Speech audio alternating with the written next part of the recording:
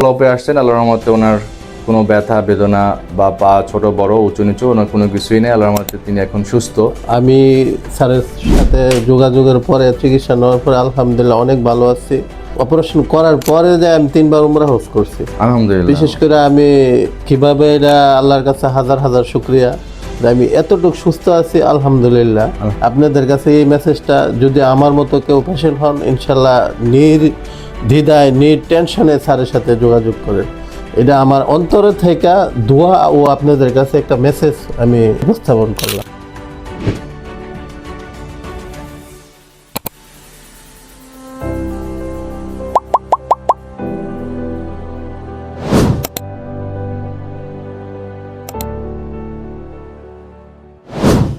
আসসালামু আলাইকুম, আমি ডক্টর মোহাম্মদ ওসমান গনি, হিপ এবং নি স্পেশালিস্ট।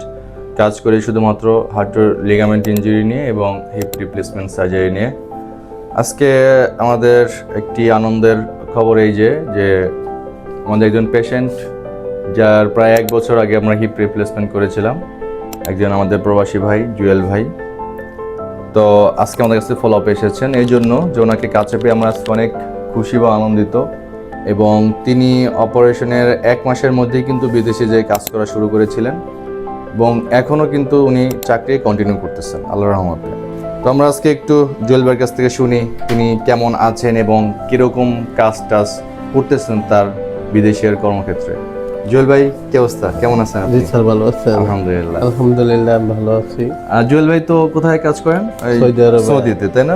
এবং কনস্ট্রাকশনে কাজ করেন, রাইট। জুয়েল ভাই কিন্তু অ্যাঙ্কিলোজিং স্পন্ডিলাইটিস নামে এক ধরনের রিউম্যাটিক প্রবলেম আছে, যেটা পুরুষদের বেশি হয়। সেটার জন্য কিন্তু সারা শরীরই কম বেশি ব্যথা থাকে এবং এই ওষুধের সাইড ইফেক্টে এবং ডিজিজ প্রসেস ইটসেলফ কিন্তু হিপ জয়েন্টের এভিয়েন্ট করে। তো তার হচ্ছে রাইট এবং লেফট হিপ দুইটা এভিয়েন্ট ছিল। রাইট হিপ ছিল গ্রেড 4, লেফট হিপ ছিল গ্রেড 1। তো আমরা কিন্তু তার রাইট হিপে আমরা রিপ্লেসমেন্ট সার্জারি করেছিলাম। তো তার হচ্ছে বিদেশে যাওয়ার আগে জাস্ট 28 দিন, 1 মাস টাইম ছিল, তাই না? খুব শর্ট একটা পিরিয়ড ছিল। তো বলতেছিলেন যে আমার কাছে যে স্যার আমার তো ভিসার মেয়াদ এরকম শর্ট, আমরা কিন্তু ব্যথায় খুব কষ্ট পাচ্ছি, আমি যেতে পারবো কিনা। আমরা কিন্তু তাকে অভয় দিয়েছিলাম যে হ্যাঁ ইনশাল্লাহ আপনি 1 মাসের মধ্যে যেতে পারবেন। আপনি কদিন পর গেলেন অপারেশনের? অপারেশনের প্রায় 26 দিন পরে গেছে। রাইট, দেখেন একদম আমার স্পষ্ট মনে আছে, যদিও 1 বছর আগের ঘটনা, কিন্তু এটা একটা যুগান্তকারী একটা সাফল্য আমি বলবো যে উনি অপারেশনের 26 দিন পর, সেলাই কাটার জাস্ট 10 দিন পরে উনি বাংলাদেশ ত্যাগ করলেন, বিমানের মাধ্যমে সৌদিতে যেয়ে কাজে যোগদান করছেন, তাই না?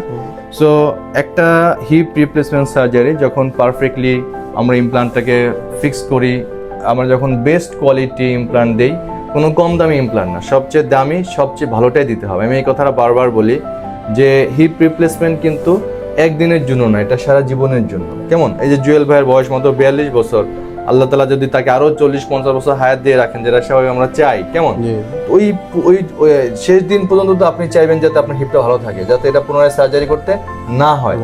এই জন্য আমরা যখন একটা বাড়ি করার সময় সবচেয়ে বেস্ট কোয়ালিটির রড যেটা আছে সেটা কিন্তু আমরা চয়েস করি, যাতে রডটা না নষ্ট হয়।